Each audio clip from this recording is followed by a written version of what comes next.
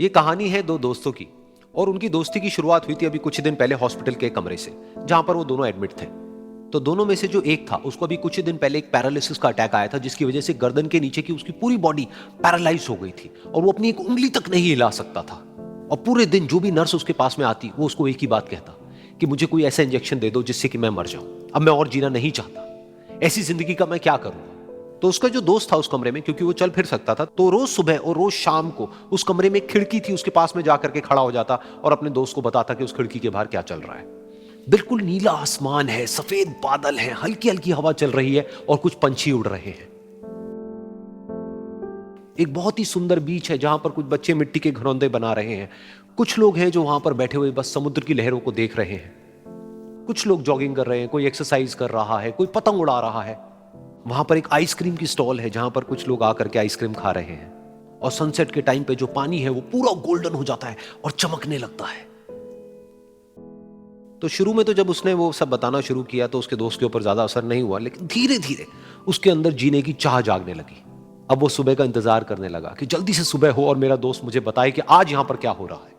कुछ दिन तक ऐसे ही चलता रहा। फिर एक दिन जब वो सुबह उठा तो उसने देखा कि सामने वाला बेड खाली है।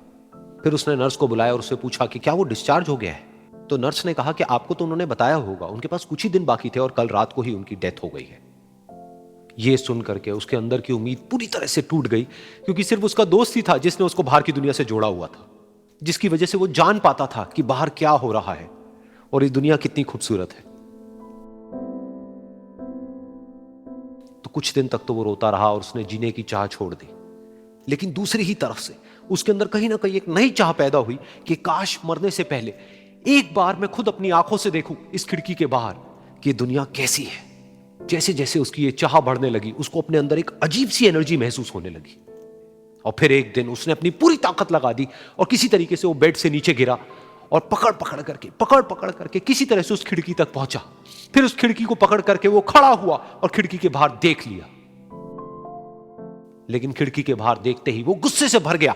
उसने जोर से नर्स को आवाज लगाई और जैसे ही नर्स आई उसने नर्स से पूछा, ये तुमने क्या किया, ये खिड़की के बाहर काली दीवार क्यों खड़ी कर दी। तो नर्स को समझ नहीं आया वो क्या बोल रहा है और वो बोली कि मुझे 5 साल हो गए हैं यहां पर, जब से मैं आई हूं तब से तो ये काली दीवार यहां पर है। तब जाकर के उसको समझ आया कि उसका वो दोस्त उससे झूठ बोल रहा था। और उसने नर्स से पूछा, अगर ये काली दीवार पिछले 5 साल से यहां पर है तो मेरे दोस्त ने मुझसे झूठ क्यों कहा। तो नर्स थोड़ा सा मुस्कुराई और बोली कि मैं ये तो नहीं जानती कि उन्होंने आपसे झूठ क्यों कहा, लेकिन मैं इतना जरूर जानती हूं कि जो भी कुछ उन्होंने आपसे कहा उसी वजह से आप अभी अपने पैरों पर खड़े हैं।